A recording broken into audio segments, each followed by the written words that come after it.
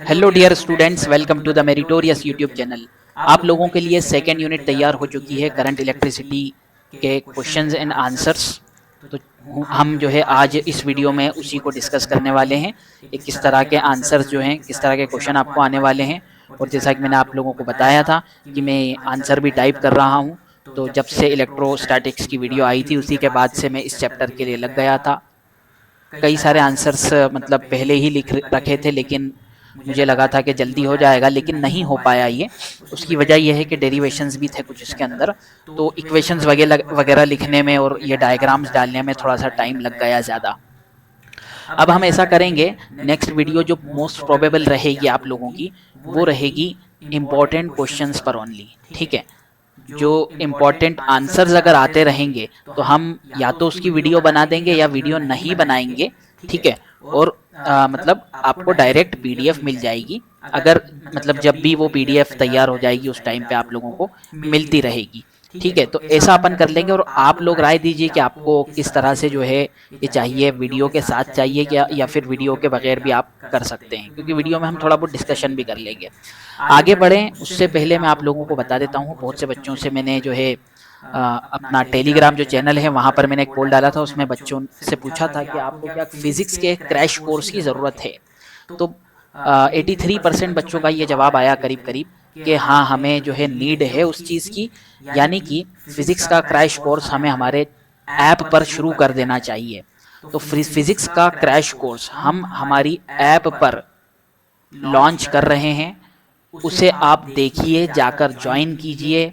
ठीक है, और जो इनिशियल बच्चे होंगे, शुरुआती बच्चे होंगे, उन बच्चों को काफ़ी सारा उसके अंदर जो है फ़ायदा देखने के लिए मिलेगा। मैं आपको एक बार उसका पोस्टर बता देता हूँ, एक बार उसका मैं आप लोगों को पोस्टर बता देता हूँ, कहाँ चले गया। ठीक है, ये पोस्टर देखिए, इसमें हम जो है फिजिक्स का क्रैश कोर्स 2024 एमपी बोर्ड के लिए शुरू कर रहे हैं, जिसमें इंपॉर्टेंट क्वेश्चन को डिस्कस करेंगे हम। इंपॉर्टेंट डेरिवेशंस वगैरह सारी चीज़ें उसके अंदर आ गई। प्रीवियस ईयर क्वेश्चंस होते हैं, उसके सॉल्यूशन हम यहाँ पर करने वाले हैं। हर एक प्रीवियस ईयर जो 5 साल के क्वेश्चन हैं उनको डिस्कस करने वाले हैं करीब करीब, जिसमें ऑब्जेक्टिव वगैरह भी होंगे, जाहिर सी बात है। और हर एक ऑब्जेक्टिव के पीछे क्या कहानी छुपी हुई है, उसके बेसिस पर उसको लेते हुए दूसरा ऑब्जेक्टिव कैसा बन सकता है, वो सारी चीज़ें हम इसके अंदर डिस्कस करेंगे। ठीक है, एग्जामिनेशन की आप लोगों को टिप्स दी जाएगी, आप लोगों को पता होना चाहिए। मेरा सब्जेक्ट फिजिक्स ही है, शुरुआत से मैं फिजिक्स ले रहा हूँ, मतलब 10+ ईयर का एक्सपीरियंस हो चुका है। आपको लगता नहीं होगा मुझे देखकर, लेकिन ठीक है, लेकिन ये सच्चाई है। 10 से ज़्यादा साल का मुझे एक्सपीरियंस है, और एमएससी फिज़िक्स मैंने जो है फिज़िक्स में की है, और एमपी बोर्ड के बच्चों को ही शुरू से मैं ट्रेन कर रहा हूँ। सीबीएसई के भी स्टूडेंट्स रहते हैं, लेकिन एमपी बोर्ड का एक तरह से हम ये कह सकते हैं कि काफ़ी मतलब इम्पॉर्टेंट क्वेश्चन किस तरह से पूछे जाते हैं और किस तरह से बच्चों को तैयारी करना चाहिए, उस चीज़ का एक्सपीरियंस काफ़ी है आपके भाई को यहाँ पर। तो इसीलिए हमने जो है स्टार्ट किया है। और अब यहाँ पर आपको एक स्टिकर दिख रहा होगा, उस स्टिकर में ये लिखा हुआ है केमिस्ट्री फ्री। जी हाँ, केमिस्ट्री में भी कुछ चैप्टर में बच्चों को बहुत दिक्कत आती है, तो इसीलिए केमिस्ट्री के भी हम इसके अंदर कुछ चैप्टर रहेंगे उसके अंदर, लेकिन वो बिल्कुल फ्री। आप फिजिक्स का क्रैश कोर्स ज्वाइन कीजिए, जिसमें केमिस्ट्री के ऐसे चैप्टर्स जिसमें बच्चों को प्रॉब्लम आती है लेकिन बहुत आसान होते हैं, सिंपल से चैप्टर मतलब क्वेश्चन उनके अंदर बनते हैं, जैसे कि कोऑर्डिनेशन कंपाउंड हो गया, उसमें ऑक्सीडेशन नंबर निकालने का क्वेश्चन आता है। ठीक है, और उसका नोमेनक्लेचर का क्वेश्चन आता है कोऑर्डिनेशन कंपाउंड में। हेलो अल्किन, हेलो अरीन्स की जो रिएक्शंस होती है, नोमेनक्लेचर होते हैं, बच्चों को प्रॉब्लम आती है। इस तरह के हम मैंने कुछ एग्जाम्पल दिए, जितना भी वक्त रहेगा, इसलिए मैंने यहाँ पर लिखा है कुछ चैप्टर हम कवर करेंगे। ठीक है, जितना भी वक्त रहेगा, मेन फोकस तो हमारा फिजिक्स पर रहेगा, लेकिन केमिस्ट्री के भी उसके अंदर कुछ चैप्टर वीकली या फिर हम मतलब क्रैश कोर्स के हिसाब से डालते रहेंगे, जिससे आपकी केमिस्ट्री में भी ज़्यादातर जिन भी चैप्टर्स में बच्चों को प्रॉब्लम आती है, उन चैप्टर्स का के कंसेप्ट्स क्रिस्टल क्लियर हो जाएं। जी हाँ, ये चीज़ हम जो है इसके अंदर करते रहेंगे। तो आप जाकर ऐप पर देखिए कि आप जो है मतलब कितना ज़्यादा उसमें एक तरह से हम ये कह सकते हैं कि इनिशियल स्टूडेंट होकर फ़ायदा उठा सकते हैं ऑफ़र वगैरह का, और ये सब चीज़ें हैं।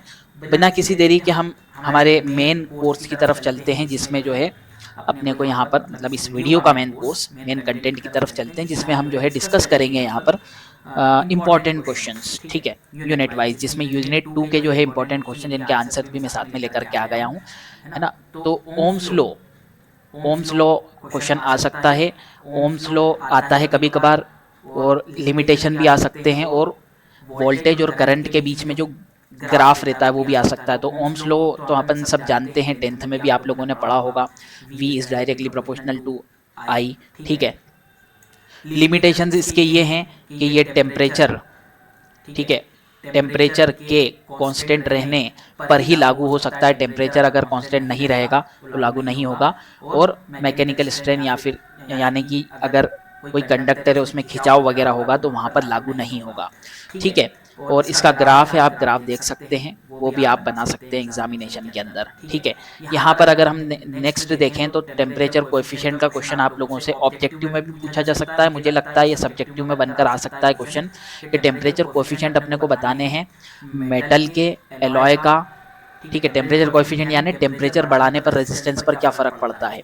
तो मेटलिक कंडक्टर जो रहता है उसका टेम्परेचर कोएफिशिएंट पॉजिटिव रहता है, यानी रेजिस्टेंस बढ़ाने पर उसका टेम्परेचर भी बढ़ता है, ठीक है। एलॉय में जनरली पॉजिटिव रहता है, ठीक है। इलेक्ट्रोलाइट में नेगेटिव रहता है, यानी टेम्परेचर बढ़ाने पर उसका रेजिस्टेंस कम हो जाता है।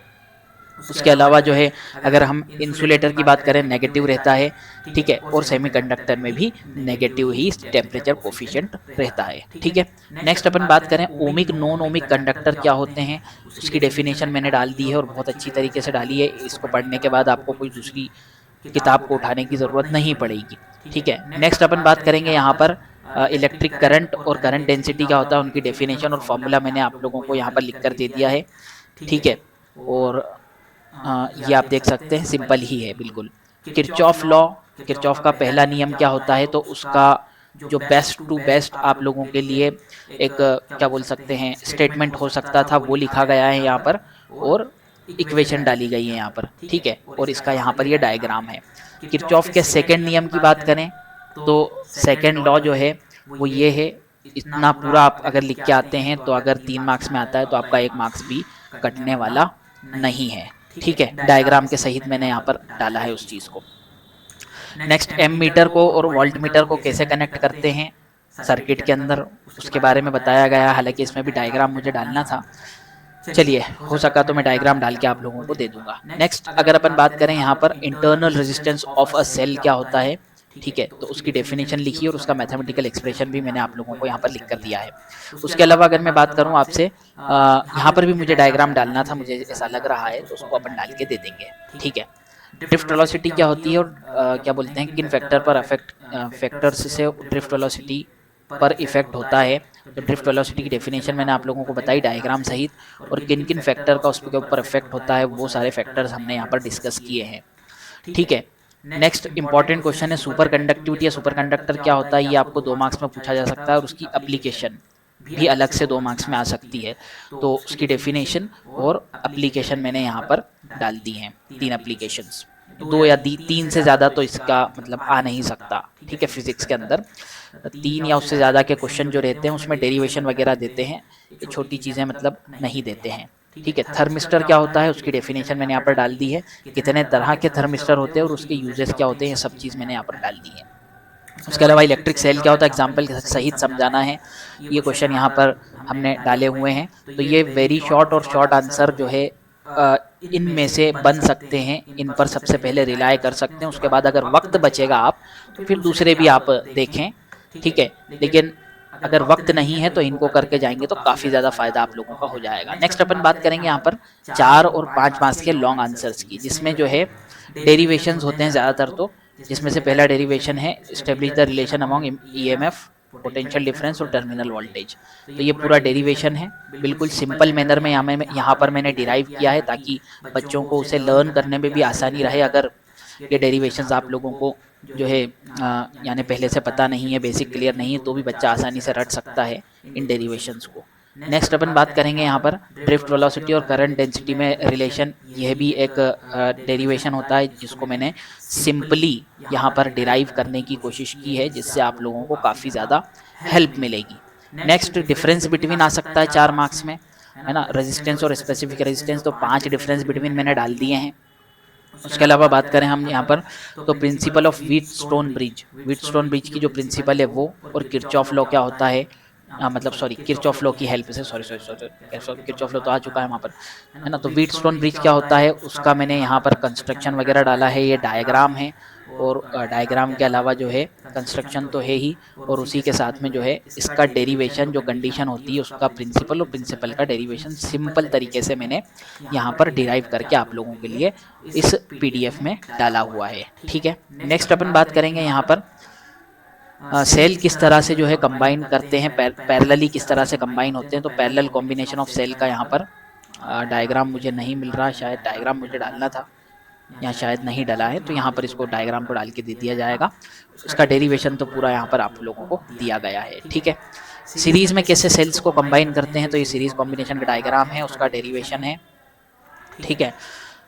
एक न्यूमेरिकल टाइप कह सकते हैं, या एक अलग डेरिवेशन टाइप क्वेश्चन बोल सकते हैं कि अगर लेंथ ऑफ वायर को डबल कर दिया जाए खींच कर, तो उसके रेजिस्टेंस पर कितना फर्क पड़ेगा, तो उसका रेजिस्टेंस 4 गुना हो जाता है, ठीक है। फैक्टर अफेक्टिंग इंटरनल रेजिस्टेंस, तो यहाँ पर 4 फैक्टर 5 फैक्टर मैंने लिखे हैं। उसके अलावा जो है फैक्टर अफेक्टिंग इंटरनल रेजिस्टेंस दो बार आ गया शायद, और 2 बार ही अलग अलग क्वेश्चन अपन ने लिख लिए हैं, तो खैर इसको अपन सुधार लेंगे। 10th क्वेश्चन है ईएमएफ और पोटेंशियल डिफरेंस में डिफरेंस बिटवीन। नेक्स्ट क्वेश्चन है अपने पास में जो है रेजिस्टेंस ऑफ वायर का क्या होगा अगर उसका area of cross section 2 times कर दिया जाए और ओरिजिनल लेंथ से आधी लेंथ कर दी जाए, तो उसका डेरिवेशन है, आप देख सकते हैं। इस तरह के क्वेश्चन हैं, इसकी पीडीएफ आपको जल्द मिल जाएगी। आपको मालूम है कहाँ पर मिलेगी इसकी पीडीएफ, इसकी पीडीएफ हमारे टेलीग्राम चैनल पर भी डल जाती है, और उसके अलावा जो है अपने ऐप जो है हमारा ऐप पर भी डल जाती है। ऐप पर आप जाकर देखिए, ठीक है। फिजिक्स का जो क्रैश कोर्स है, ठीक है, उसका जब भी आप लोगों को कोर्स सेक्शन में जाकर देखने के लिए मिल जाए, तो वहाँ पर जाकर आप जो है उसे बाय कर सकते हैं, जिसमें हम केमिस्ट्री को भी डिस्कस करेंगे। सारे चैप्टर नहीं करेंगे, कुछ ही चैप्टर करेंगे, क्योंकि जाहिर सी बात है समय अपने पास में बहुत कम है। Thanks for watching for this video.